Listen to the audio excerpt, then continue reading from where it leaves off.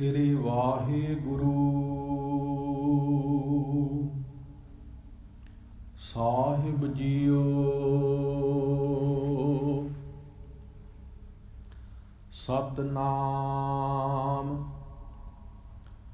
ਸ੍ਰੀ ਵਾਹਿਗੁਰੂ ਸਾਹਿਬ JIO.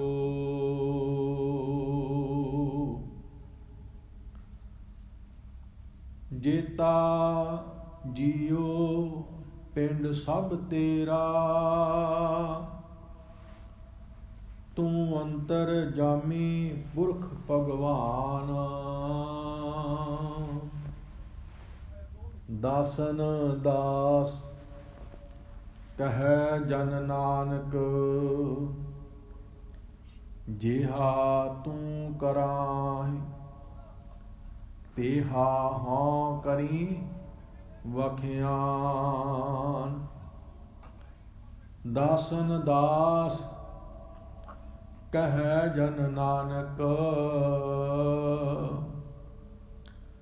ਜਿਹਾ ਤੂੰ ਕਰਾਹੀਂ ਤੇਹਾ ਹਾਂ ਕਰੀ ਵਖਿਆਨ।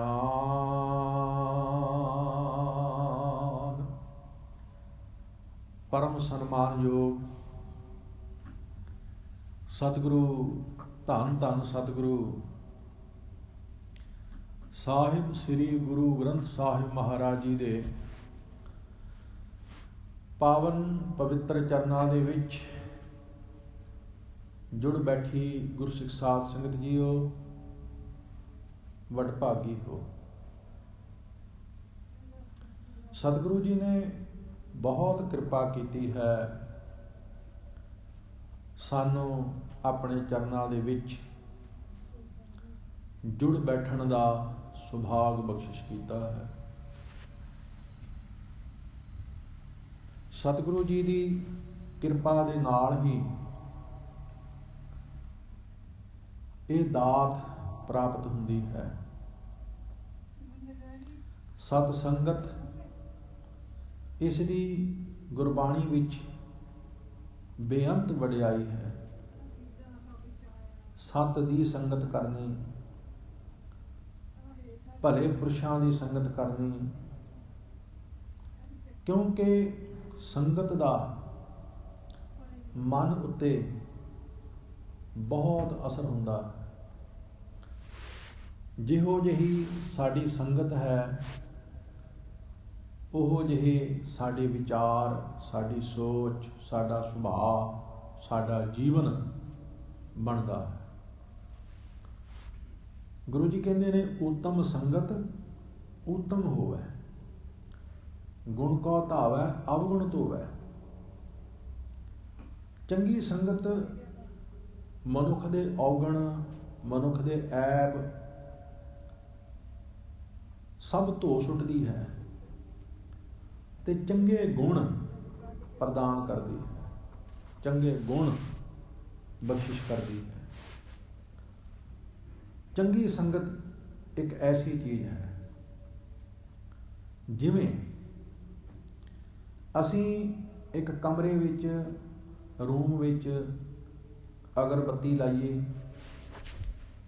ਤੇ ਉਹ ਅਗਰਬੱਤੀ, ਉਸ ਦੀ ਜਿਹੜੀ ਸੁਗੰਧੀ ਹੈ, ਉਹ ਉਸ ਕਮਰੇ ਦੇ ਅੰਦਰ ਦੀ ਬਦਬੂ ਨੂੰ ਵੀ ਮਾਰਦੀ ਹੈ ਤੇ ਸੁਗੰਧੀ ਵੀ ਪੈਦਾ ਕਰਦੀ ਹੈ। ਕਿਤੇ ਬਦਬੂ ਆ ਰਹੀ ਹੋਵੇ, ਅਸੀਂ ਉੱਥੇ ਕੋਈ ਸੁਗੰਧੀਦਾਰ ਪਦਾਰਥ ਰੱਖ ਦਈਏ, ਉਹ ਸੁਗੰਧੀਦਾਰ ਪਦਾਰਥ ਬਦਬੂ ਨੂੰ ਵੀ ਮਾਰਦਾ ਹੈ ਤੇ ਸੁਗੰਧ ਵੀ ਪੈਦਾ ਕਰਦਾ ਹੈ। ਇਸੇ ਤਰ੍ਹਾਂ ਚੰਗੀ ਸੰਗਤ ਸਾਡੀਆਂ ਬੁਰਾਈਆਂ ਨੂੰ ਵੀ ਮਾਰਦੀ ਹੈ ਤੇ ਨਾਲ ਸਾਨੂੰ ਚੰਗਿਆਈਆਂ ਵੀ ਦਿੰਦੀ ਹੈ। ਇਸੇ ਕਰਕੇ ਭਗਤ ਕਬੀਰ ਜੀ ਨੇ ਸਮਝਾਇਆ ਹੈ, ਕਬੀਰ ਸਾਧੂ ਕੀ ਸੰਗਤ ਰਹੋ, ਜੌਂ ਕੀ ਭੂਸੀ ਖਾਓ, ਹੋਨਹਾਰ ਸੋ ਹੋਈ ਹੈ, ਸਾਖਤ ਸੰਗ ਨਾ ਜਾਓ। ਕਬੀਰ ਜੀ ਕਹਿੰਦੇ ਨੇ, ਮੈਂ ਜੌਆਂ ਦੀ ਰੋਟੀ ਖਾ ਸਕਦਾ, ਭਾਵ ਰੁੱਖਾ ਮਿੱਸਾ ਸਾਦਾ ਭੋਜਨ ਛਕ ਸਕਦਾ ਹੈ, ਪਰ ਮੈਂ ਬਈ ਸਾਧੂ ਦੀ, ਗੁਰੂ ਦੀ, ਭਲੇ ਪੁਰਸ਼ਾਂ ਦੀ ਸੰਗਤ ਨਹੀਂ ਛੱਡ ਸਕਦਾ। ਮੈਂ ਸਾਖਤ ਪੁਰਸ਼ਾਂ ਦੀ ਸੰਗਤ ਵਿੱਚ ਨਹੀਂ ਜਾ ਸਕਦਾ। ਗੁਰੂ ਅਰਜਨ ਦੇਵ ਸੱਚੇ ਪਾਤਸ਼ਾਹ ਜੀ ਦੇ ਇੱਕ ਬੜੇ ਸੁੰਦਰ ਬਚਨ ਹਨ। ਗੁਰੂ ਜੀ ਕਹਿੰਦੇ ਨੇ, ਸੰਤਾਂ ਦੀ, ਪਰਮੇਸ਼ਰ ਦੇ ਪਿਆਰਿਆਂ ਦੀ, ਗੁਰਮੁਖਾਂ ਦੀ, ਭਲੇ ਪੁਰਸ਼ਾਂ ਦੀ, ਚੰਗਿਆਂ ਦੀ ਸੰਗਤ ਵਿੱਚ ਜੇ ਤੁਹਾਨੂੰ ਰੁੱਖਾ ਮਿੱਸਾ ਭੋਜਨ ਵੀ ਮਿਲਦਾ ਹੈ ਤੇ ਤੁਸੀਂ ਸਮਝੋ ਸਾਨੂੰ ਸਾਰੇ ਰਸ ਮਿਲ ਗਏ ਹਨ। ਤੇ ਜੇ ਰੱਬ ਨਾਲੋਂ ਟੁੱਟੇ ਹੋਏ ਦੀ ਸੰਗਤ ਕੀਤਿਆਂ 36 ਪ੍ਰਕਾਰ ਦੇ ਸਵਾਦਲੇ ਭੋਜਨ ਮਿਲਣ ਤੇ ਸਮਝੋ ਕਿ ਸਾਡੇ ਅੰਦਰ ਜ਼ਹਿਰ ਜਾ ਰਹੀ ਹੈ। ਭਲੇ ਪੁਰਸ਼ਾਂ ਦੀ ਸੰਗਤ ਵਿੱਚ ਰੁੱਖਾ ਮਿੱਸਾ ਭੋਜਨ ਵੀ ਮਿਲੇ, ਉਹਦੇ ਵਿੱਚ ਸਾਰੇ ਰਸ ਹਨ, ਪਰ ਬੁਰਿਆਂ ਦੀ ਸੰਗਤ ਵਿੱਚ ਭਾਵੇਂ ਸਾਨੂੰ 36 ਪ੍ਰਕਾਰ ਦੇ ਭੋਜਨ ਵੀ ਮਿਲਣ, ਉਹ ਮਾਨੋ ਜ਼ਹਿਰ ਸਮਾਨ ਹੈ। ਮਹਾਰਾਜ ਦੇ ਬਚਨ ਨੇ, ਧੰਨ ਗੁਰੂ ਅਰਜਨ ਦੇਵ ਸੱਚੇ ਪਾਤਸ਼ਾਹ ਜੀ ਦੇ, ਸੰਤਨ ਕਾ ਦਾਨਾ ਰੁੱਖਾ ਸੋ ਸਰਬ ਨਿਧਾਨ, ਗ੍ਰਹਿ ਸਾਖਤ 36 ਪ੍ਰਕਾਰ ਤੇ ਬਿਖੂ ਸਮਾਨ।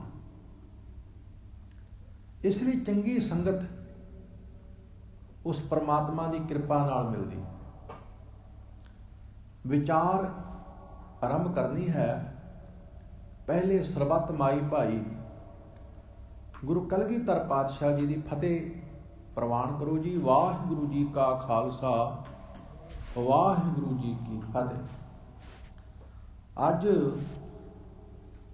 ਧੰਨ ਸ੍ਰੀ ਗੁਰੂ ਗ੍ਰੰਥ ਸਾਹਿਬ ਮਹਾਰਾਜ ਜੀ ਦੀ ਸੰਪੂਰਨਤਾ ਦਾ ਦਿਹਾੜਾ ਵੀ ਹੈ।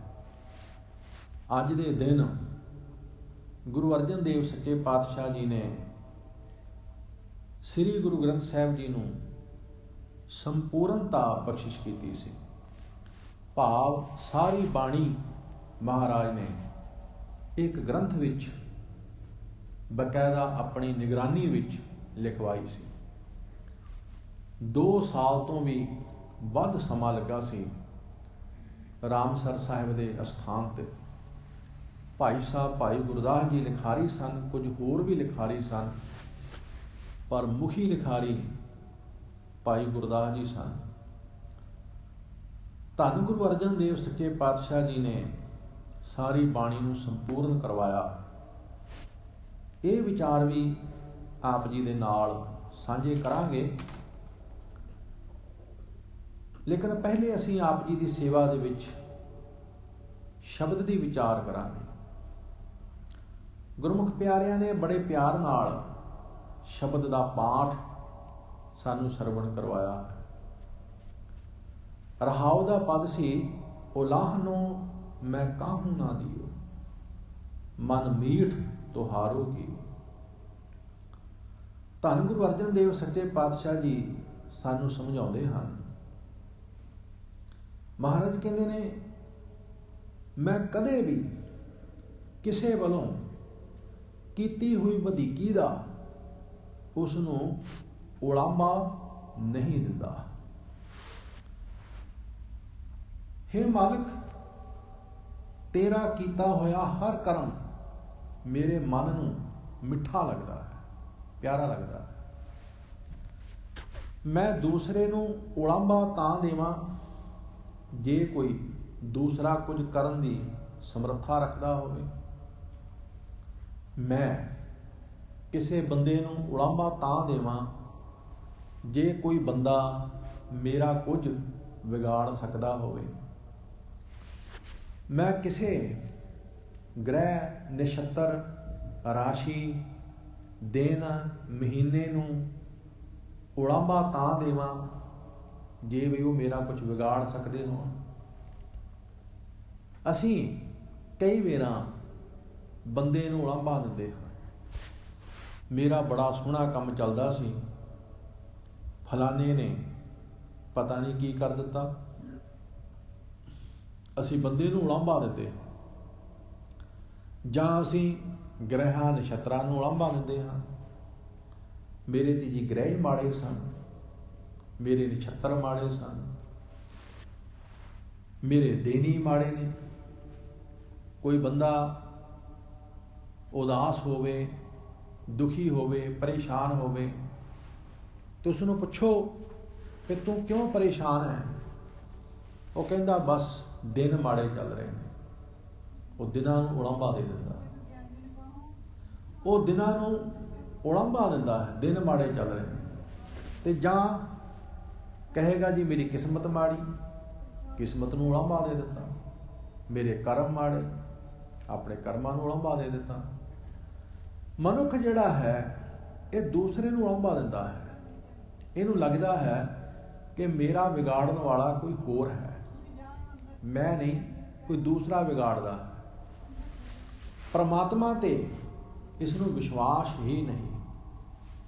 ਮਨੁੱਖ ਦੇ ਅੰਦਰ ਇਹ ਵਿਸ਼ਵਾਸ ਹੀ ਨਹੀਂ ਕਿ ਸਭ ਕੁਝ ਕਰਨ ਵਾਲਾ ਨਿਰੰਕਾਰ ਹੈ।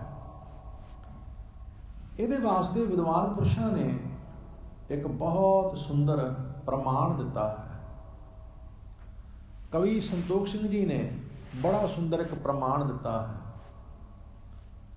ਕਹਿੰਦੇ ਨੇ ਕੂਕਰ ਦੇ ਲਾਠੀ ਮਾਰੋ ਤੇ ਕੂਕਰ ਲਾਠੀ ਨੂੰ ਫੜਦਾ ਹੈ, ਲਾਠੀ ਮਾਰਨ ਵਾਲੇ ਨੂੰ ਨਹੀਂ ਫੜਦਾ।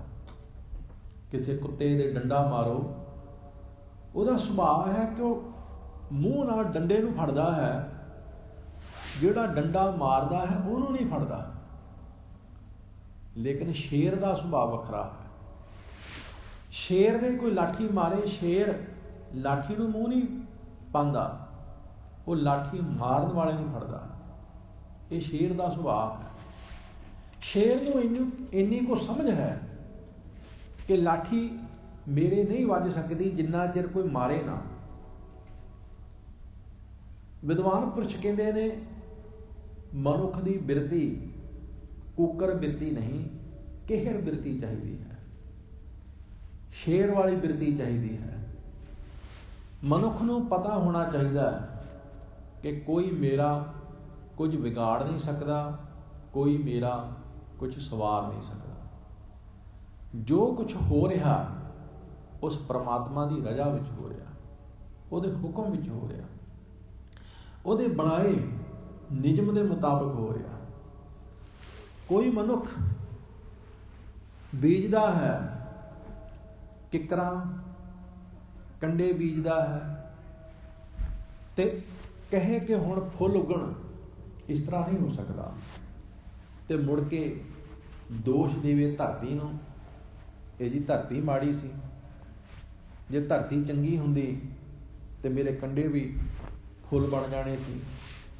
ਜਾਂ ਦਿਨਾਂ ਨੂੰ ਦੋਸ਼ ਦੇਵੇ, ਨਾ।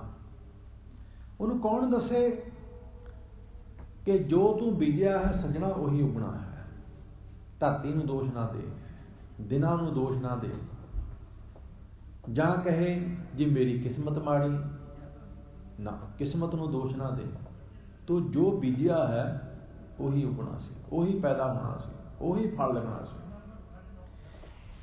ਇਸ ਵਾਸਤੇ ਮਹਾਰਾਜ ਕਹਿੰਦੇ ਨੇ ਦੰਦੈ ਦੋਸ਼ ਨਾ ਦੇਊ ਕਿਸੈ, ਦੋਸ਼ ਕਰਮਾ ਆਪਣਿਆ। ਜੋ ਮੈਂ ਕੀਆ ਸੋ ਮੈਂ ਪਾਇਆ, ਦੋਸ਼ ਨਾ ਦੀਜੈ ਅਵਰ ਜਨਾ। ਕਿਸੇ ਨੂੰ ਦੋਸ਼ ਦੇਣ ਦੀ ਲੋੜ ਨਹੀਂ, ਕਿਸੇ ਨੂੰ ਉਲਾਂਭਾ ਦੇਣ ਦੀ ਲੋੜ ਨਹੀਂ। ਧੰਨ ਗੁਰੂ ਅਰਜਨ ਦੇਵ ਸੱਚੇ ਪਾਤਸ਼ਾਹ ਜੀ ਦਾ ਤੁਸੀਂ ਜੀਵਨ ਪੜ੍ਹੋ। ਮਹਾਰਾਜ ਦੇ ਜੀਵਨ ਵਿੱਚ ਕਿੰਨੇ ਦੁੱਖ। ਸਭ ਤੋਂ ਪਹਿਲੇ ਬਾਬਾ ਪ੍ਰਿਥੀ ਚੰਦ ਜੀ, ਗੁਰੂ ਅਰਜਨ ਸਾਹਿਬ ਜੀ ਮਹਾਰਾਜ ਦੇ ਵੱਡੇ ਭਰਾਤਾ, ਵੱਡੇ ਭਾਈ ਸਾਹਿਬ, ਉਹ ਮਹਾਰਾਜ ਦੇ ਦੁਸ਼ਮਣ ਬਣੇ ਹੋਏ ਨੇ, ਆਪਣੇ ਛੋਟੇ ਭਰਾ ਦੇ ਹੀ ਦੁਸ਼ਮਣ ਬਣੇ ਹੋਏ ਨੇ। ਪਰ ਧੰਨ ਗੁਰੂ ਅਰਜਨ ਦੇਵ ਸੱਚੇ ਪਾਤਸ਼ਾਹ ਜੀ ਨੇ ਕਦੇ ਬਾਬਾ ਪ੍ਰਿਥੀ ਚੰਦ ਜੀ ਨੂੰ ਉਲਾਂਭਾ ਨਹੀਂ ਦਿੱਤਾ ਕਿ ਭਰਾਤਾ ਜੀ ਤੁਸੀਂ ਕੀ ਕਰਦੇ ਹੋ, ਨਾ। ਉਸ ਤੋਂ ਬਾਅਦ ਫਿਰ ਕਦੀ ਸੁਲਹੀ ਖਾਂ ਚੜ੍ਹ ਕੇ ਆਉਂਦਾ ਹੈ, ਕਦੇ ਸੁਲਭੀ ਖਾਂ ਚੜ੍ਹ ਕੇ ਆਉਂਦਾ ਹੈ। ਮਹਾਰਾਜ ਨੇ ਕਿਸੇ ਨੂੰ ਕੋਈ ਉਲਾਂਭਾ ਨਹੀਂ ਦਿੱਤਾ। ਸਤਿਗੁਰੂ ਜੀ ਅੰਮ੍ਰਿਤਸਰ ਸਾਹਿਬ ਛੱਡ ਕੇ ਵਡਾਲੀ ਚਲੇ ਗਏ। की लैना लड़ झगड़ के। पर महाराज ने उलांभा किसी नूं नहीं दिता। फिर जहांगीर उसने की कहर गुजारिया, चंदू की कहर गुजरिया महाराज के शरीर के उपर, पर सतगुरु जी ने किसी नूं उलांभा नहीं दिता। किसी नूं यह नहीं कहा कि तू साडे नाल की कीता। ना, सतगुरु कदे उलांभा दिंदा ही नहीं। गुरु हरगोबिंद साहिब जी महाराज ने जहांगीर नूं कोई उलांभा नहीं दिता कि बादशाह तू साडे पिता जी नाल की कीता, तू साडे पिता जी दे की कहर ढाया, तू साडे पिता जी दे की जुल्म कमाया। ना, महाराज जहांगीर दे नाल मित्रता वाले सुभाव नाल ही विचरदे रहे। गुरु कलगीधर पातशाह जी दे नाल औरंगजेब ने की नहीं कीता। महाराज दे फरजंद शहीद होए, आनंदपुर छड्डिया। गुरु तेग बहादुर साहब जी महाराज शहीद होए, लेकिन गुरु कलगीधर पिता जी ने औरंगजेब नूं कोई उलांभा नहीं दिता। ये नहीं कहा कि औरंगजेब देख तू साडे नाल की कीता, तू साडे पिता जी नूं शहीद कीता, साडे पुत्रां नूं शहीद कीता, जां तू साडा आनंदपुर जिहड़ा सी वसाया सी, सवारिया सी, तू वो छड़ा दिता। ना, बिल्कुल उलांभा नहीं दिता। गुरु कलगीधर पातशाह जी ने कोई उलांभा नहीं दिता किसी नूं। गुरु किसी नूं उलांभा दिंदा ही नहीं, मेणा मारदा ही नहीं। ते सतगुरु जी सिख नूं भी यही समझाउंदे हन, किसी नूं उलांभा देण दी लोड़ नहीं, किसी नूं मेणा मारन दी लोड़ नहीं है।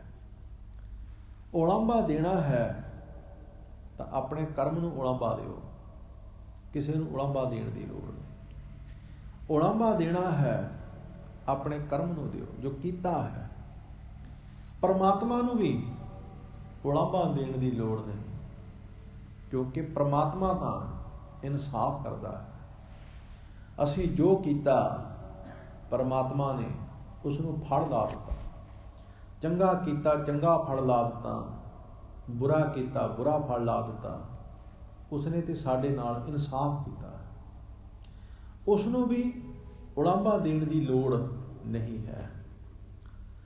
गुरु अर्जन देव सच्चे पातशाह जी दे जीवन ते की कहर गुजरिया, कोई उलांभा थोड़ा दिता, रब नूं कोई उलांभा थोड़ा दिता। ना, महाराज कहंदे हन, मीत करे सोई हम माना, मीत के करतब कुशल समाना, एका टेक मेरा मन चीत, जिस किछ करना सो हमरा मीत। रब ते मेरा मित्र है बई। मित्र कदे मित्र दा बुरा थोड़ो करदा, मित्र कदे मित्र दा बुरा करदा ही नहीं, सोचदा तक नहीं। वो मित्र ही की जिहड़ा किसे अपने मित्र दा बुरा करे जां बुरा सोचे, वो मित्र ही की। मित्र ते वो है जिहड़ा अपने मित्र दा मित है, जिहड़ा अपने मित्र दा भला सोचदा है। मित्र सिर्फ मनुख ही नहीं, पशु भी मित्र बन जाते हैं, पशु भी मित्र बन जाते हैं।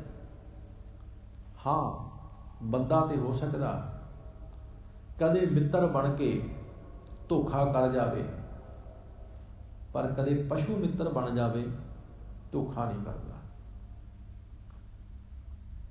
कहते ने चंगेज खां वो अपने कोल हर समय बाज रखता सी,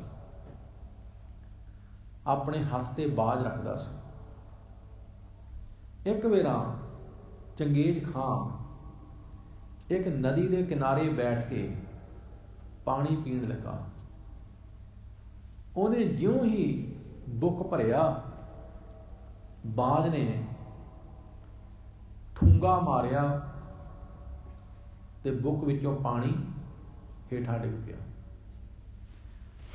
चंगेज खां ने फिर बुक भरिया, ਉਹਨੇ ਸੋਚਿਆ ਪੰਛੀ ਹੈ, ਲਾਡ ਕਰਦਾ ਹੋਵੇਗਾ। ਜਦੋਂ ਦੂਜੀ ਵੇਰਾ ਬੁੱਕ ਭਰਿਆ, ਬਾਜ ਨੇ ਫਿਰ ਠੁੰਗਾ ਮਾਰਿਆ, ਪਾਣੀ ਫਿਰ ਹੇਠਾਂ ਡਿੱਗ ਪਿਆ। ਹੁਣ ਥੋੜਾ ਜਿਹਾ ਚੰਗੇਜ਼ ਖਾਂ ਨੂੰ ਗੁੱਸਾ ਆਇਆ, ਇਹ ਬਾਜ ਕੀ ਕਰਦਾ ਹੈ, ਪਾਣੀ ਨਹੀਂ ਪੀਣ ਦਿੰਦਾ। ਤੀਸਰੀ ਵੇਰਾ ਬੁੱਕ ਭਰਿਆ, ਬਾਜ ਨੇ ਫਿਰ ਹੱਥ ਤੇ ਠੁੰਗਾ ਮਾਰਿਆ, ਪਾਣੀ ਫਿਰ ਡਿੱਗ ਪਿਆ।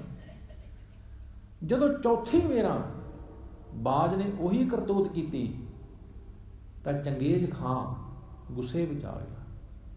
ਉਹਨੇ ਤਲਵਾਰ ਕੱਢੀ, ਬਾਜ ਦੇ 2 ਟੁਕੜੇ ਕਰ ਦਿੱਤੇ। ਬਾਜ ਮਰ ਗਿਆ। ਹੁਣ ਜਦੋਂ ਬਾਜ ਨੂੰ ਮਾਰ ਕੇ ਪਾਣੀ ਪੀਣ ਲੱਗਾ, ਅਚਾਨਕ ਉਸ ਦੀ ਨਿਗਾਹ ਪਈ ਕਿ ਜਿੱਥੋਂ ਪਾਣੀ ਪੀ ਰਿਹਾ ਉੱਥੇ ਸੱਪ ਮਰਿਆ ਪਿਆ ਹੈ। ਉਸ ਪਾਣੀ ਵਿੱਚ ਸੱਪ ਮਰਿਆ ਪਿਆ ਹੈ। ਬਾਜ ਨੇ ਦੇਖ ਲਿਆ ਸੀ, ਇਸ ਕਰਕੇ ਉਹ ਆਪਣੇ ਮਾਲਕ ਨੂੰ ਬਚਾ ਰਿਹਾ ਸੀ, ਆਪਣੇ ਮਾਲਕ ਨੂੰ ਬਚਾ ਰਿਹਾ ਸੀ। ਹੁਣ ਪਤਾ ਲੱਗਾ ਚੰਗੇਜ਼ ਖਾਂ ਨੂੰ ਕਿ ਬਾਜ ਮੇਰਾ ਕਿੰਨਾ ਕੁ ਮਿੱਤਰ ਸੀ, ਉਹ ਤੇ ਮੇਰਾ ਭਲਾ ਚਾਹੁੰਦਾ ਸੀ, ਪਰ ਮੈਂ ਉਸ ਦਾ ਵੱਧ ਕਰ ਦਿੱਤਾ। ਹੁਣ ਪਛਤਾਇਆ, ਪਰ ਹੁਣ ਪਛਤਾਇਆ ਕੀ ਫਾਇਦਾ। ਮਿੱਤਰ ਬਣਾਉਣ ਨੂੰ ਬੜਾ ਸਮਾਂ ਲੱਗਦਾ, ਮਿੱਤਰ ਕੋਈ ਐਵੇਂ ਨਹੀਂ ਬਣ ਜਾਂਦਾ।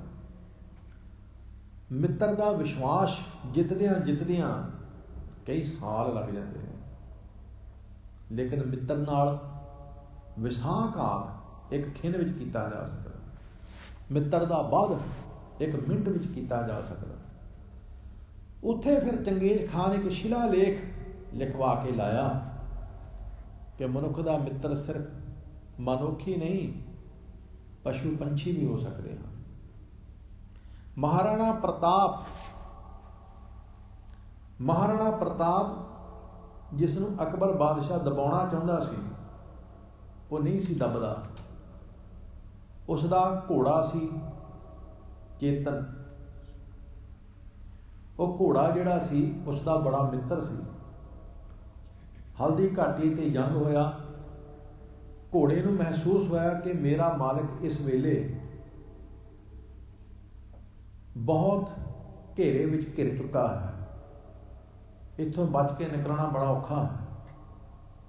ਘੋੜਾ ਇੰਨਾ ਸਿਆਣਾ ਸੀ, ਉਸਨੇ ਮਹਾਰਾਣਾ ਪ੍ਰਤਾਪ ਨੂੰ ਉਸ ਜੰਗ ਦੇ ਵਿੱਚੋਂ ਕੱਢਿਆ। ਜ਼ਖਮੀ ਸੀ ਘੋੜਾ, ਪਰ ਜ਼ਖਮੀ ਹੋਣ ਦੀ ਹਾਲਤ ਵਿੱਚ ਕੱਢਿਆ।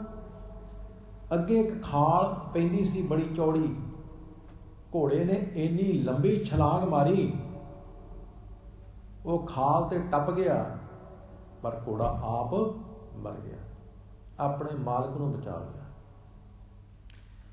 ਇਸ ਲਈ ਮਿੱਤਰ ਸਿਰਫ ਮਨੁੱਖ ਹੀ ਨਹੀਂ ਹੁੰਦਾ, ਪਸ਼ੂ ਵੀ ਸਾਡਾ ਮਿੱਤਰ ਬਣ ਸਕਦਾ ਹੈ, ਪੰਛੀ ਵੀ ਸਾਡਾ ਮਿੱਤਰ ਬਣ ਸਕਦਾ ਹੈ। ਇਹ ਸਾਡੀ ਭਾਵਨਾ ਤੇ ਸਾਡੀ ਸੋਚ ਤੇ ਨਿਰਭਰ ਕਰਦਾ ਹੈ। ਗੁਰੂ ਨਾਨਕ ਪਾਤਸ਼ਾਹ ਜੀ ਦੇ ਸਾਰੇ ਹੀ ਮਿੱਤਰ ਨੇ। ਇੱਕ ਹਜ਼ੂਰ ਦਾ ਬਚਨ ਤੁਸੀਂ ਕਈ ਵਾਰ ਪੜ੍ਹਿਆ ਹੋਵੇਗਾ, ਇਹ ਵੈਰੀ ਮਿੱਤਰ ਸਭ ਕੀਤਿਆ, ਨਹਿ ਮੰਗਹਿ ਮੰਦਾ। ਮਹਾਰਾਜ ਕਹਿੰਦੇ ਨੇ ਜਿਹੜੇ ਵੈਰੀ ਨੇ ਇਹ ਸਾਰੇ ਮੈਂ ਮਿੱਤਰ ਕਰ ਲਏ। ਇਹ ਜਿਹੜੇ ਵੈਰੀ ਸੀ ਇਹ ਵੀ ਮੇਰੇ ਮਿੱਤਰ ਬਣ ਗਏ। ਸੱਪ ਬੰਦੇ ਦਾ ਵੈਰੀ ਹੈ, ਸੱਪ ਬੰਦੇ ਦਾ ਵੈਰੀ ਹੈ, ਲੇਕਿਨ ਕਿੱਡੇ ਕਮਾਲ ਦੀ ਗੱਲ ਹੈ, ਗੁਰੂ ਨਾਨਕ ਪਾਤਸ਼ਾਹ ਜੀ ਦੇ ਮੁਖ ਤੇ ਛਾਂ ਕਰ ਰਿਹਾ ਹੈ।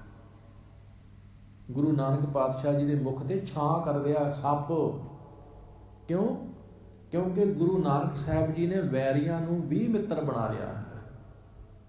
ਆਮ ਬੰਦੇ ਨੂੰ ਸੁਣਨ ਨੂੰ ਬੜੀ ਅਜੀਬ ਜਿਹੀ ਗੱਲ ਲੱਗਦੀ ਹੈ ਕਿ ਜੀ ਸੱਪ ਕਿਵੇਂ ਛਾਂ ਕਰ ਸਕਦਾ, ਕਿਉਂਕਿ ਅਸੀਂ ਉਸ ਅਵਸਥਾ ਤੇ ਪਹੁੰਚੇ ਨੇ ਤਾਂ ਸਾਨੂੰ ਹੈਰਾਨੀ ਹੁੰਦੀ।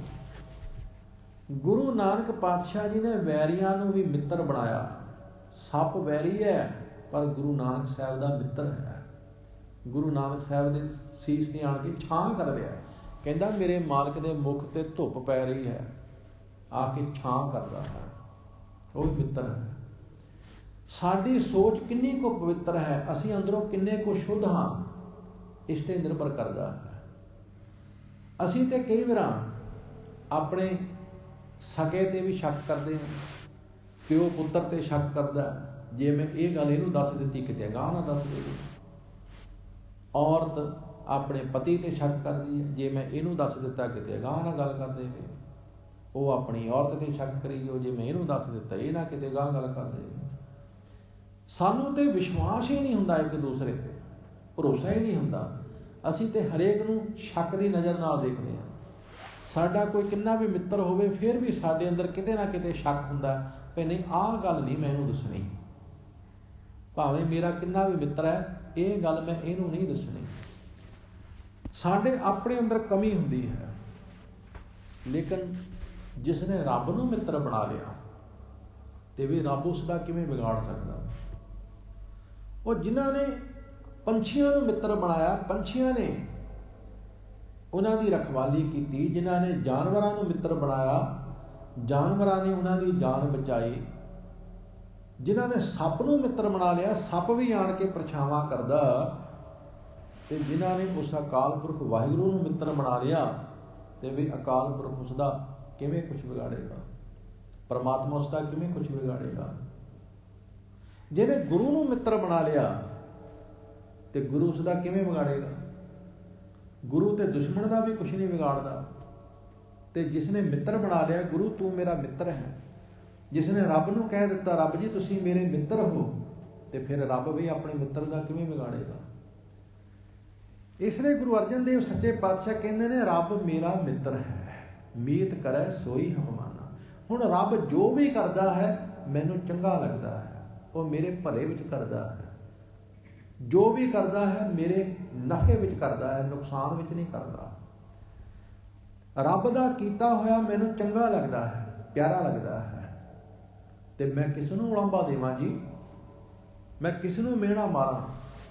ਇਸ ਸ਼ਬਦ ਦੇ ਵਿੱਚ ਮਹਾਰਾਜ ਨੇ ਸਮਝਾਇਆ।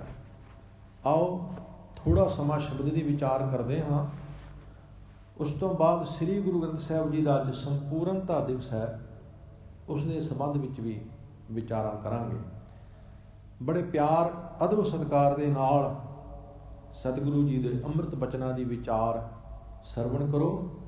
ਪਿਆਰ ਵਿੱਚ ਸਰਬੱਤ ਮਾਈ ਭਾਈ ਆਖੋ ਜੀ ਸਤਨਾਮ ਸ੍ਰੀ ਵਾਹਿਗੁਰੂ ਸਾਹਿਬ ਜੀ। ਸਤਨਾਮ ਸ੍ਰੀ ਵਾਹਿਗੁਰੂ ਸਾਹਿਬ ਜੀ।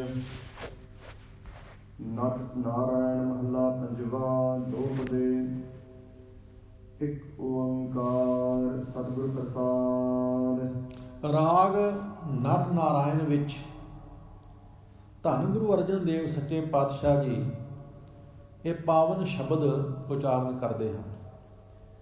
ਦੋ ਪਦੇ ਤੋਂ ਭਾਵ ਹੈ ਇਸ ਸ਼ਬਦ ਦੇ ਦੋ ਪਦ ਹਨ, ਅਰਥਾਤ ਅੱਗੇ ਵੀ ਜਿਹੜੇ ਸ਼ਬਦ ਆਉਣਗੇ ਉਹਨਾਂ ਦੇ ਵੀ ਦੋ ਦੋ ਪਦ ਹੋਣਗੇ। ਹਰੇਕ ਪਦ ਦੀਆਂ ਦੋ ਦੋ ਤੁਕਾਂ ਨੇ ਤੇ ਇਹ ਜੋ ਪਾਵਨ ਸ਼ਬਦ ਹੈ ਇਸ ਦੇ ਵਿੱਚ ਚਾਰ ਤੁਕਾਂ ਹਨ। ਦੋ ਦੋ ਤੁਕਾਂ ਦੇ ਦੋ ਪਦ ਹਨ। ਤਾਂ ਪਹਿਲੇ ਦੋ ਤੁਕਾਂ ਰਹਾਉ ਦੀਆਂ ਹਨ। ਮੰਗਲ ਕਰਦੇ ਨੇ ਪਰਮੇਸ਼ਰ ਵਾਹਿਗੁਰੂ ਇੱਕ ਹੈ, ਸਰਬ ਵਿਆਪਕ ਹੈ, ਸਦਾ ਸਥਿਰ ਰਹਿਣ ਵਾਲਾ ਹੈ। ਐਸੇ ਪਰਮੇਸ਼ਰ ਦੀ ਪ੍ਰਾਪਤੀ ਗੁਰੂ ਕਿਰਪਾ ਦੁਆਰਾ ਹੈ ਜੀ। ਉਲਾਹ ਨੂੰ ਮੈਂ ਕਹੂੰ ਨਾ ਦਿਓ। ਸਤਿਗੁਰੂ ਜੀ ਕਹਿੰਦੇ ਨੇ ਮੈਂ ਕਿਸੇ ਨੂੰ ਵੀ ਉਲਾਂਭਾ ਨਹੀਂ ਦਿੰਦਾ। ਕਿਸੇ ਵੱਲੋਂ ਕੀਤੀ ਹੋਈ ਵਧੀਕੀ ਦਾ ਮੈਂ ਉਸ ਨੂੰ ਕੋਈ ਮਿਹਣਾ ਨਹੀਂ ਮਾਰਦਾ, ਮੈਂ ਉਸ ਨੂੰ ਉਲਾਂਭਾ ਨਹੀਂ ਦਿੰਦਾ, ਕਿਉਂਕਿ ਮੈਨੂੰ ਪਤਾ ਹੈ ਕਿ ਉਸ ਨਿਰੰਕਾਰ ਤੋਂ ਬਿਨਾਂ ਕੋਈ ਕੁਝ ਵੀ ਕਰਨ ਦੀ ਸਮਰੱਥਾ ਨਹੀਂ ਰੱਖਦਾ। ਇਸ ਲਈ ਕਿਸ ਨੂੰ ਉਲਾਂਭਾ ਦੇਵਾਂ?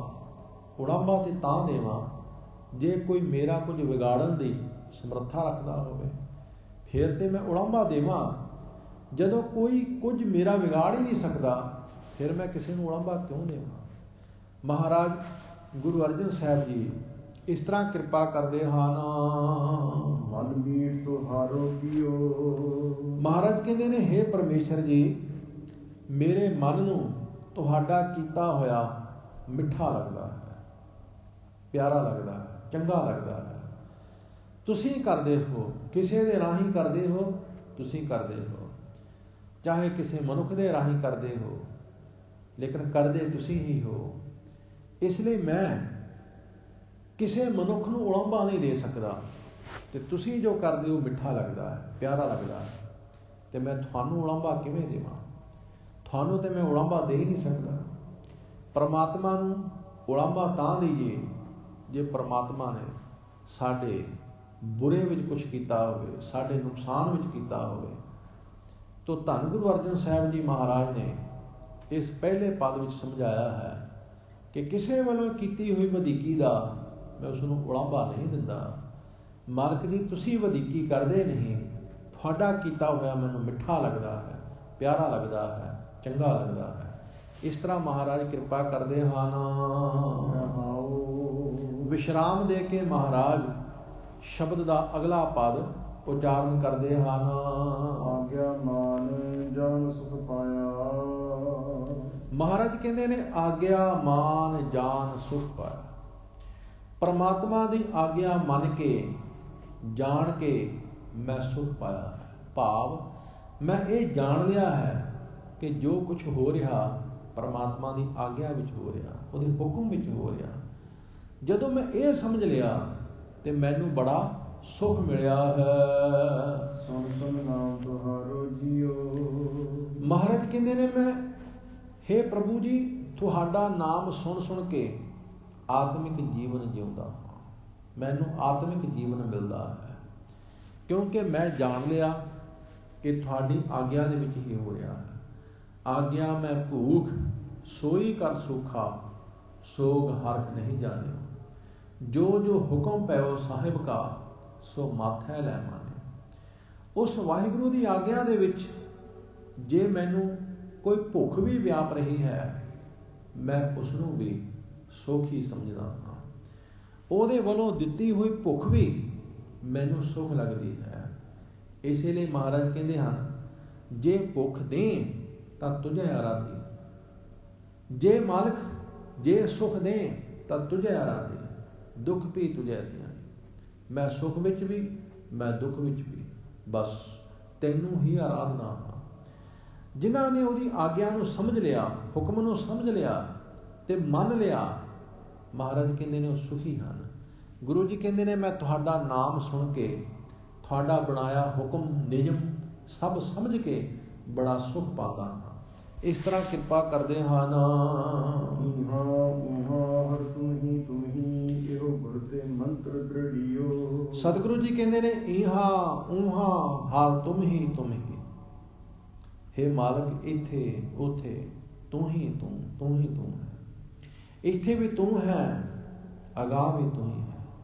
ਇਹ ਗੁਰ ਤੇ ਮੰਤਰ ਦ੍ਰਿੜਿਓ। ਗੁਰੂ ਤੋਂ ਇਹ ਮੰਤਰ, ਇਹ ਸਿੱਖਿਆ ਮੈਂ ਦ੍ਰਿੜ ਕਰ ਲਈ ਹੈ। ਇੱਥੇ ਵੀ ਮੇਰਾ ਤੂੰ ਹੈ, ਅੱਗੇ ਵੀ ਮੇਰਾ ਤੂੰ ਹੈ। ਅਸਲ ਸਾਥੀ ਹੀ ਇਹ ਮਾਲਕ ਤੂੰ ਹੈ। ਇੱਥੇ ਮਨੁੱਖ ਸਮਝ ਲੈਂਦਾ ਹੈ ਕਿ ਧਨ ਪਦਾਰਥ ਮੇਰਾ ਸਾਥੀ ਹੈ, ਜਾਂ ਧੀਆਂ ਪੁੱਤਰ ਮੇਰੇ ਸਾਥੀ ਹਨ, ਜਾਂ ਮਾਂ ਬਾਪ ਮੇਰੇ ਸਾਥੀ ਹਨ। ਨਾ, ਜਿਨ੍ਹਾਂ ਨੂੰ ਅਸੀਂ ਇੱਥੇ ਸਾਥੀ ਸਮਝ ਕੇ ਬੈਠੇ ਹਾਂ, ਉਹ ਸਾਡੇ ਇੱਥੇ ਦੇ ਵੀ ਸਾਥੀ ਨਹੀਂ ਹਨ। ਅਗਾਂਹ ਦੀ ਤੇ ਗੱਲ ਹੀ ਛੱਡੋ। ਮਨੁੱਖ ਸੋਚਦਾ ਇੱਥੇ ਮੇਰੇ ਸਾਥੀ ਹਨ ਤੇ ਰੱਬ ਨੂੰ ਅਗਾਂਹ ਵਾਸਤੇ ਮੈਂ ਸਾਥੀ ਬਣਾਉਣਾ ਹੈ। ਅਸੀਂ ਪਾਠ ਕਰਦੇ ਹਾਂ ਇਸ ਕਰਕੇ ਕਿ ਅਗਾਂਹ ਮਰਨ ਤੋਂ ਬਾਅਦ ਇਹ ਪਾਠ ਸਾਡੀ ਸਹਾਇਤਾ ਕਰੇਗਾ। ਅਸੀਂ ਗੁਰੂ ਨੂੰ ਮੰਨਦੇ ਹਾਂ ਇਸ ਕਰਕੇ ਕਿ ਮਰਨ ਤੋਂ ਬਾਅਦ ਗੁਰੂ ਸਾਡਾ ਸਾਥੀ ਬਣੇਗਾ। ਭਾਵ ਕਿ ਜੋ ਵੀ ਅਸੀਂ ਧਰਮ ਦੀ ਦੁਨੀਆ ਵਿੱਚ ਕਰਦੇ ਹਾਂ, ਉਹ ਇਹ ਸੋਚ ਕੇ ਕਰਦੇ ਹਾਂ ਕਿ ਇਹ ਸਾਰਾ ਕੁਝ ਸਾਡੇ ਮਰਨ ਤੋਂ ਬਾਅਦ ਸਾਡਾ ਸਾਥ ਦੇਵੇਗਾ। ਅਸੀਂ ਦਾਨ ਕਰਦੇ ਹਾਂ ਕਿ ਮਰਨ ਤੋਂ ਬਾਅਦ ਇਸ ਦਾਨ ਦਾ ਸਾਨੂੰ ਫਲ ਮਿਲੇਗਾ। ਤੀਰਥਾਂ ਦੇ ਇਸ਼ਨਾਨ ਕਰਦੇ ਹਾਂ ਕਿ ਮਰਨ ਤੋਂ ਬਾਅਦ ਜੀ ਸਾਨੂੰ ਇਸ ਦਾ ਫਲ ਮਿਲੇਗਾ। ਧਰਮ ਦੀ ਦੁਨੀਆ ਵਿੱਚ ਅਸੀਂ ਜੋ ਵੀ ਕਰਦੇ ਹਾਂ, ਉਹ ਇਸ ਕਰਕੇ ਕਰਦੇ ਹਾਂ ਕਿ ਮਰਨ ਤੋਂ ਬਾਅਦ ਸਭ ਕਾਸੇ ਦਾ ਫਲ ਮਿਲੇਗਾ।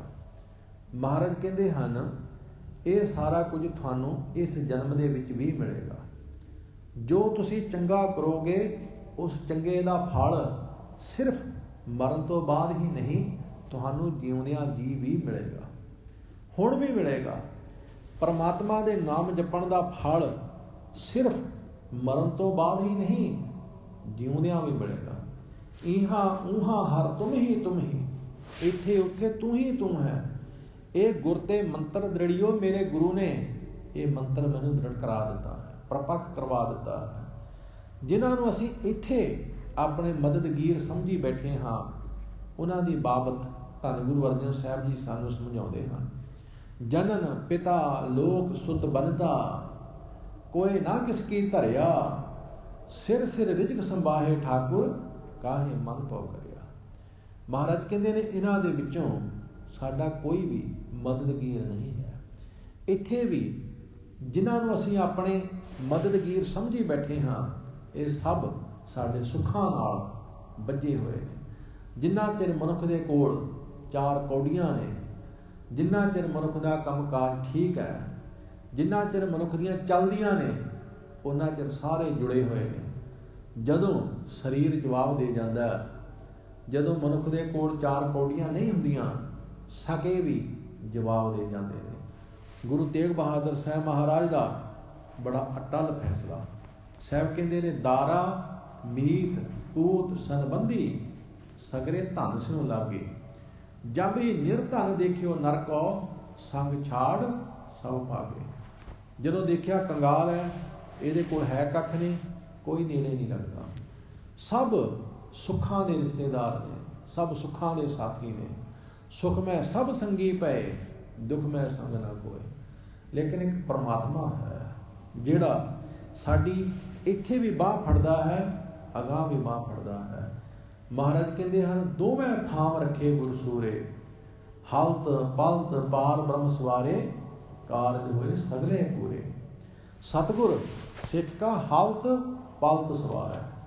ਸਤਿਗੁਰੂ ਸਿੱਖ ਦਾ ਹਲਤ ਵੀ ਸਵਾਰਦਾ ਹੈ, ਭਾਵ ਆ ਜਨਮ ਵੀ ਸਵਾਰਦਾ ਹੈ, ਪਲਤ ਅਗਾਂਹ ਵੀ ਸਵਾਰਦਾ। ਦੋਹਾਂ ਲੋਕਾਂ ਦਾ ਸਾਥੀ ਸਤਿਗੁਰੂ ਹੈ।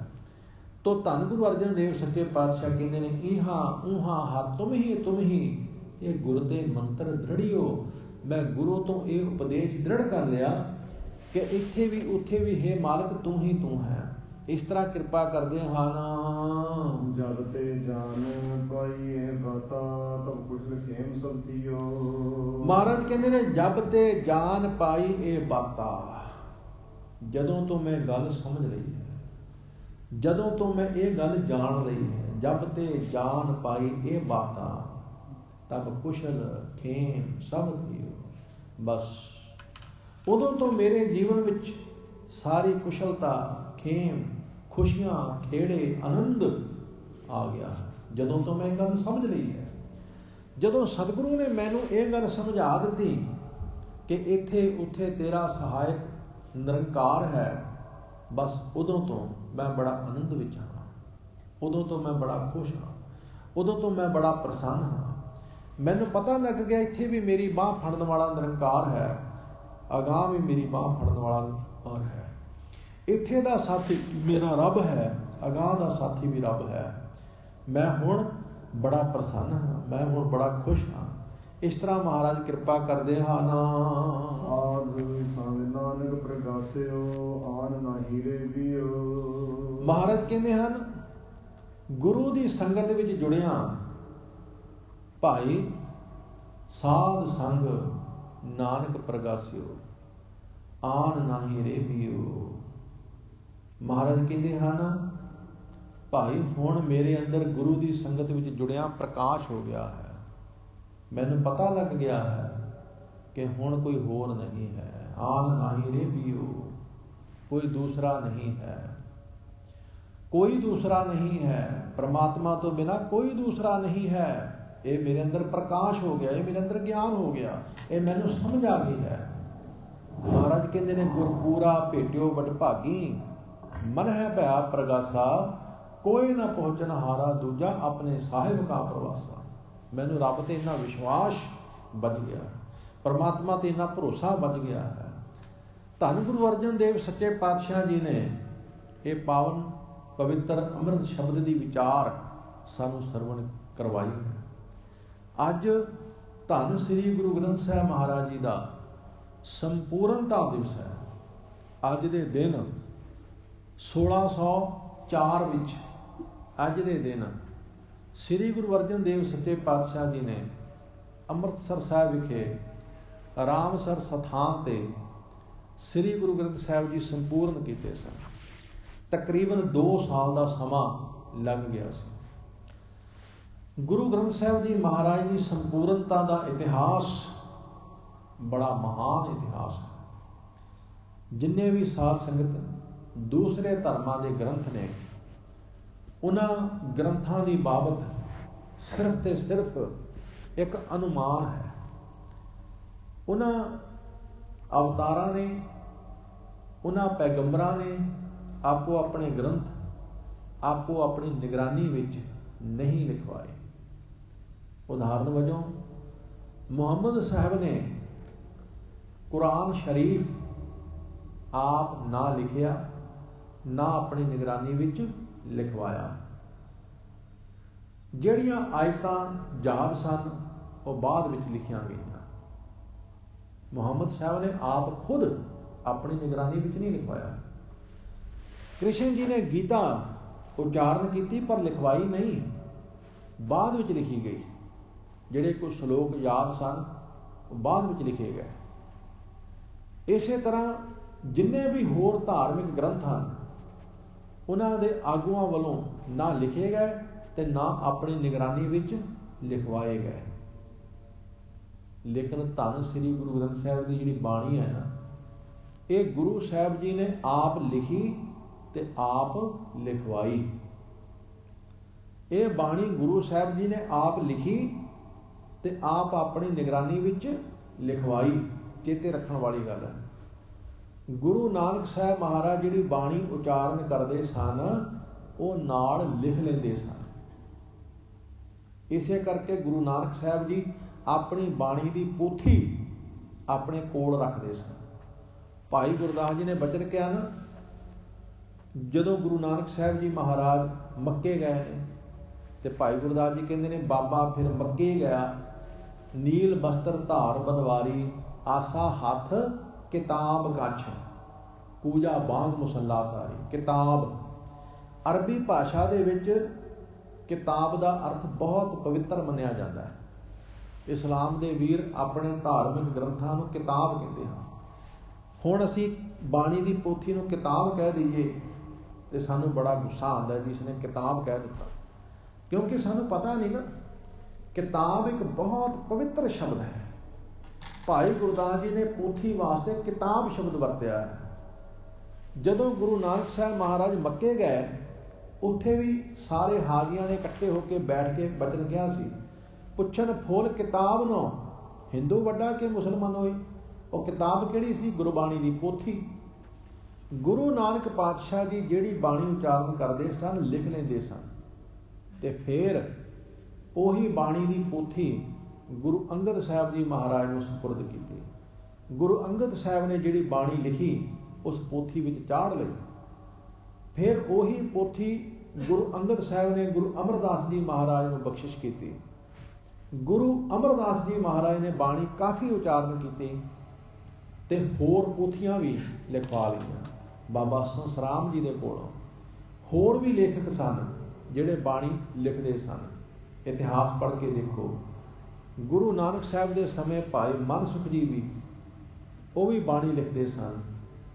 ਭਾਈ ਸੈਦੋ ਜੀ, ਉਹ ਵੀ ਬਾਣੀ ਲਿਖਦੇ ਸਨ। ਇਸ ਤਰ੍ਹਾਂ ਮਹਾਰਾਜ ਖੁਦ ਆਪ ਬਾਣੀ ਲਿਖਦੇ ਵੀ ਸਨ, ਆਪਣੀ ਨਿਗਰਾਨੀ ਵਿੱਚ ਬਾਣੀ ਲਿਖਵਾਉਂਦੇ ਵੀ ਸਨ। ਤੋ ਉਹ ਸਾਰੀਆਂ ਪੋਥੀਆਂ ਤਿਆਰ ਹੋ ਗਈਆਂ। ਗੁਰੂ ਅਰਜਨ ਦੇਵ ਸੱਚੇ ਪਾਤਸ਼ਾਹ ਜੀ ਦੇ ਕੋਲ ਬਾਣੀ ਦਾ ਸਾਰਾ ਖਜ਼ਾਨਾ ਸੀ, ਪਰ ਫਿਰ ਵੀ ਗੁਰੂ ਅਰਜਨ ਦੇਵ ਸੱਚੇ ਪਾਤਸ਼ਾਹ ਜੀ ਨੇ ਸਾਰੇ ਪਾਸੇ ਹੁਕਮਨਾਮੇ ਭੇਜੇ ਕਿ ਜਿਨ੍ਹਾਂ ਦੇ ਕੋਲ ਬਾਣੀ ਦੀ ਪੋਥੀ ਹੈ, ਜਿਨ੍ਹਾਂ ਨੇ ਕੋਈ ਬਾਣੀ ਲਿਖੀ ਹੈ, ਉਹ ਪੋਥੀ ਲੈ ਕੇ ਆਵੇ।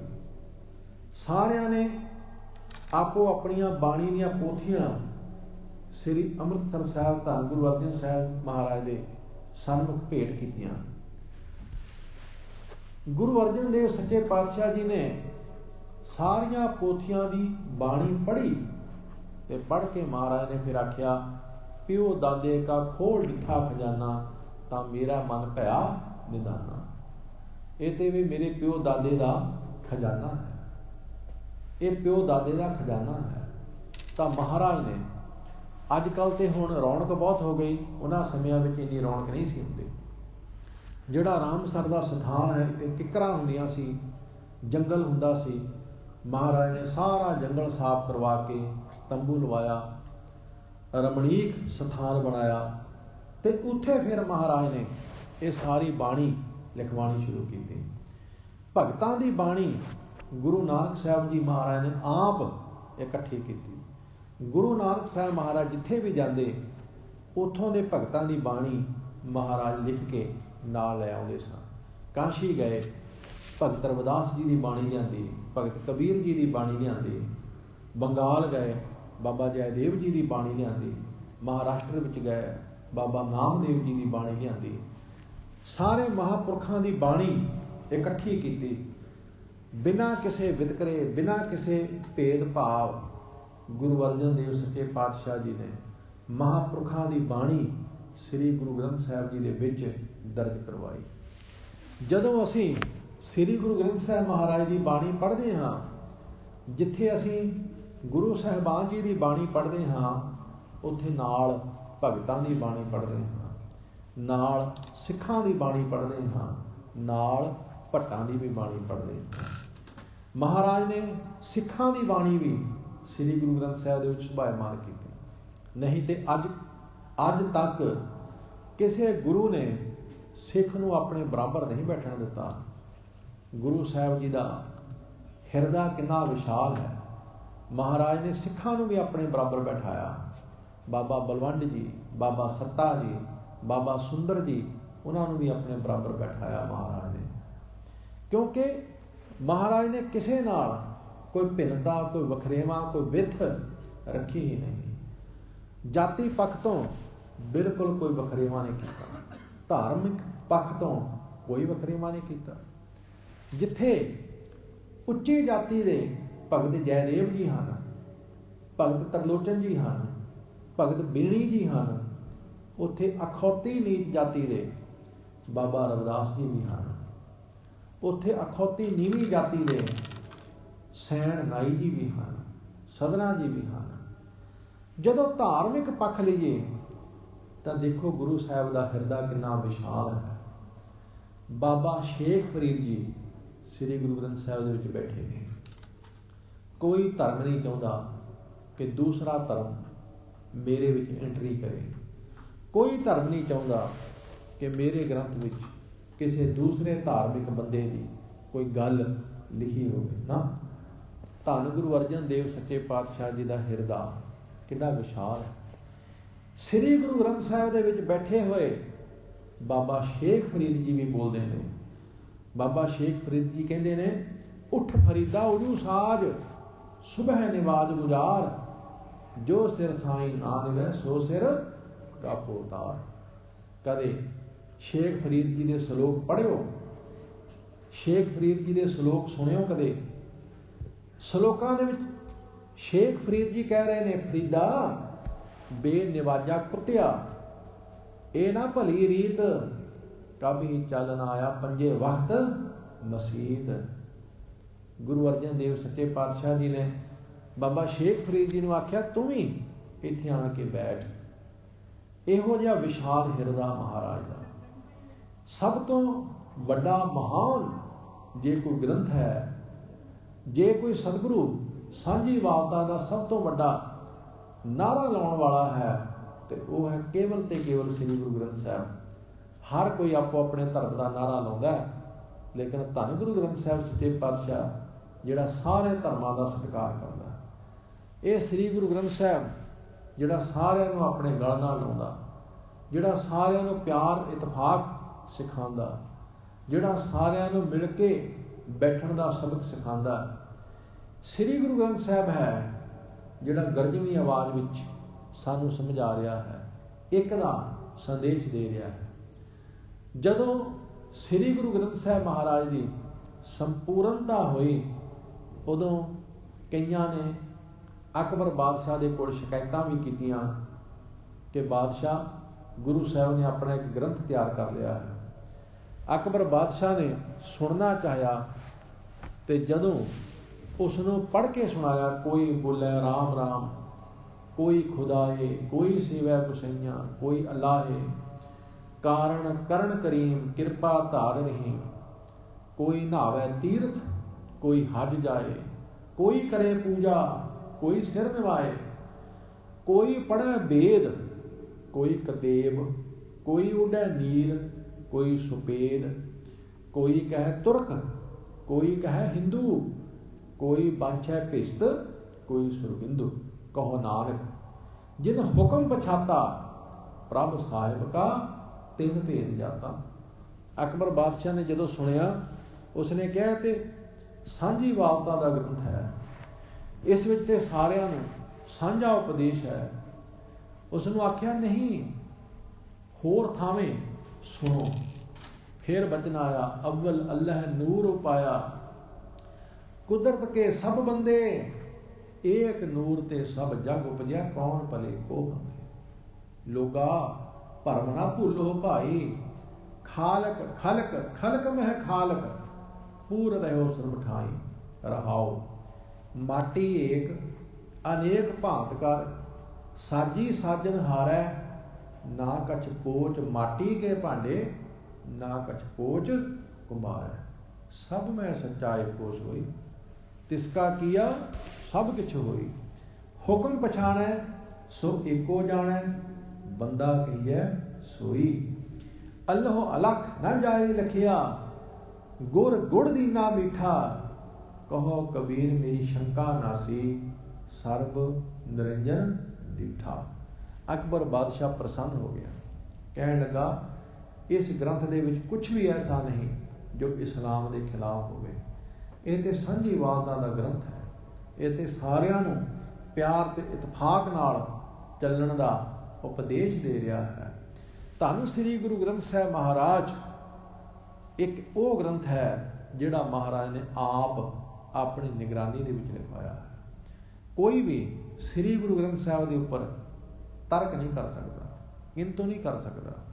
ਸਾਡੇ ਹੋਰ ਗ੍ਰੰਥਾਂ ਦੇ ਉੱਪਰ ਤਰਕਾਂ ਹੁੰਦੀਆਂ ਨੇ, ਪਰ ਗੁਰੂ ਗ੍ਰੰਥ ਸਾਹਿਬ ਦੇ ਉੱਪਰ ਕੋਈ ਤਰਕ ਨਹੀਂ ਕਰ ਸਕਦਾ। ਜਿਹੜਾ ਸ੍ਰੀ ਗੁਰੂ ਗ੍ਰੰਥ ਸਾਹਿਬ ਤੇ ਤਰਕ ਕਰੇਗਾ, ਉਸ ਨੂੰ ਫਿਰ ਸਿੱਖ ਕਹਿਣ ਦੀ ਲੋੜ ਹੀ ਨਹੀਂ ਹੈ। ਉਸ ਨੂੰ ਸਿੱਖ ਹੀ ਕਹਿਣ ਦੀ ਲੋੜ ਨਹੀਂ। ਜਿਹੜਾ ਸ੍ਰੀ ਗੁਰੂ ਗ੍ਰੰਥ ਸਾਹਿਬ ਦੀ ਬਾਣੀ ਤੇ ਤਰਕ ਕਰਨ ਲੱਗ ਪਿਆ, ਉਸ ਨੂੰ ਫਿਰ ਸਿੱਖ ਕਹਿਣ ਦੀ ਲੋੜ ਹੀ ਕੀ ਹੈ। ਸ੍ਰੀ ਗੁਰੂ ਗ੍ਰੰਥ ਸਾਹਿਬ ਦੀ ਬਾਣੀ ਇੱਕ ਐਸੀ ਹੈ ਜਿਸ ਦੇ ਉੱਪਰ ਦੂਸਰੇ ਧਰਮ ਵਾਲਾ ਵੀ ਕੋਈ ਤਰਕ ਨਹੀਂ ਕਰ ਸਕਿਆ। ਵਿਗਿਆਨ ਵੀ ਤਰਕ ਨਹੀਂ ਕਰ ਸਕੀ, ਵਿਗਿਆਨ ਨੂੰ ਵੀ ਮੰਨਣਾ ਪਿਆ। ਵਿਗਿਆਨ ਦੀ ਦ੍ਰਿਸ਼ਟੀ ਵਿੱਚ, ਵਿਗਿਆਨ ਦੀ ਖੋਜ ਅੱਗੇ ਹੋਰ ਕਈ ਧਾਰਮਿਕ ਗ੍ਰੰਥ ਫੇਲ ਹੋ ਗਏ, ਖਰੇ ਨਹੀਂ ਉਤਰ ਸਕੇ। ਪਰ ਕੇਵਲ ਤੇ ਕੇਵਲ ਇੱਕ ਸ੍ਰੀ ਗੁਰੂ ਗ੍ਰੰਥ ਸਾਹਿਬ ਹੈ ਜਿਸ ਦੇ ਅੱਗੇ ਵਿਗਿਆਨ ਨੇ ਵੀ ਸਿਰ ਝੁਕਾ ਦਿੱਤਾ। ਜੋ ਵਿਗਿਆਨ ਅੱਜ ਖੋਜਾਂ ਕਰਦੀ ਹੈ, ਸਤਿਗੁਰੂ ਨੇ ਅੱਜ ਤੋਂ 550 ਸਾਲ ਪਹਿਲੇ ਉਹ ਸਾਰਾ ਕੁਝ ਦੱਸ ਦਿੱਤਾ ਸੀ। ਵਿਗਿਆਨ ਤੇ ਅੱਜ ਖੋਜ ਕਰਦੀ ਹੈ, ਸਤਿਗੁਰੂ ਨੇ ਪਹਿਲੇ ਸਾਰਾ ਕੁਝ ਦੱਸ ਦਿੱਤਾ ਸੀ। ਇਸ ਲਈ ਵਿਗਿਆਨ ਵੀ ਸਿਰ ਝੁਕਾਉਂਦੀ ਹੈ।